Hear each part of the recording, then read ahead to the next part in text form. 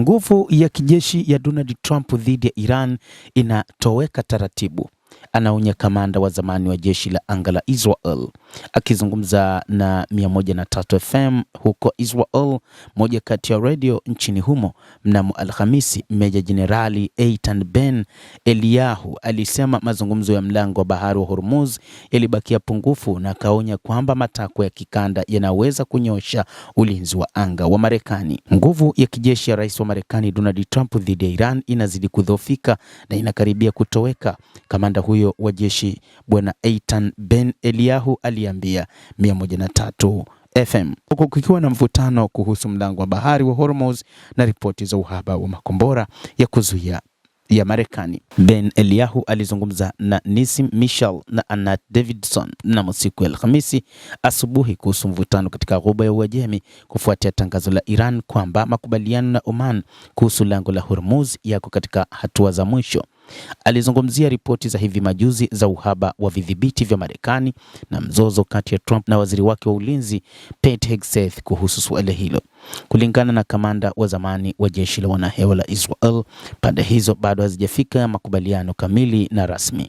Kwa sasa bado hakuna makubaliano, alisema. Kuna maelewano zaidi au kidogo kwamba Iran itadhibiti kuingia kwenye bahari hiyo, lakini kuhusu kuondoka kwenye Ghuba bado haijulikani ikiwa itakuwa na udhibiti au la. Suala la pili ni kwamba Iran inadai tume fulani wakati Oman inadai kidogo, aliongeza.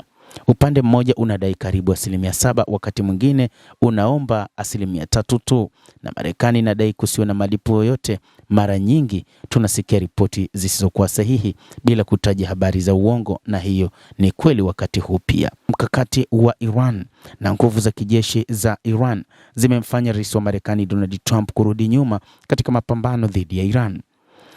Ben Eliyahu kisha akazungumzia uwezekano kwamba Tehran inampotosha Trump.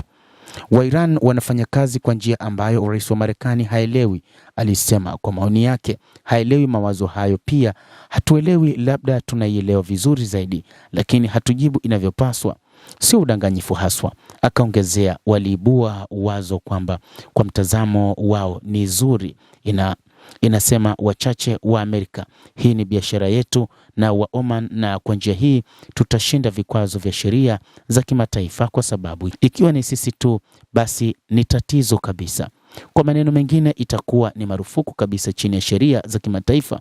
Iwapo makubaliano yatafikiwa na Oman, yatafungua uwazi katika sheria za kimataifa. Ndio maana pia wanawapuza wa Marekani.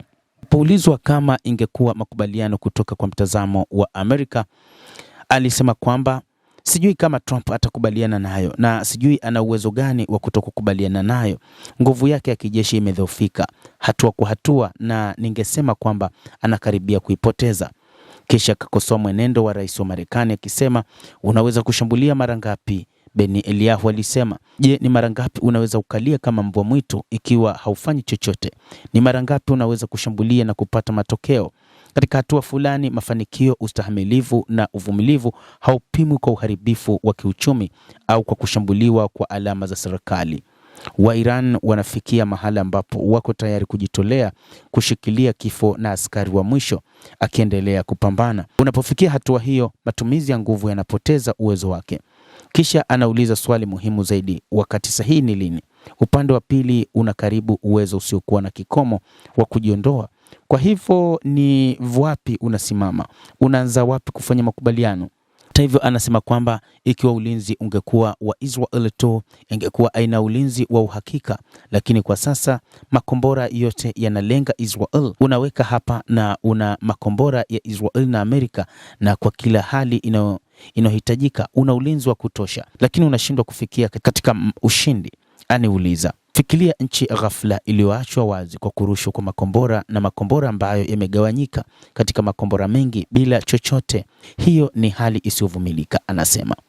Endelea kutufuatilia mtazamaji, lakini nikusihi usisahau kulike, usisahau kucomment, kadhalika usisahau kusubscribe channel yetu hii ili upate habari hizi kwa mapana kupitia hapa The World News. Naitwa Dam Hussein, endelea kuwa nasi wakati wote, endelea kutufuatilia ujue yanayojiri katika ulimwengu, nasi tutakufahamisha kwa mapana zaidi.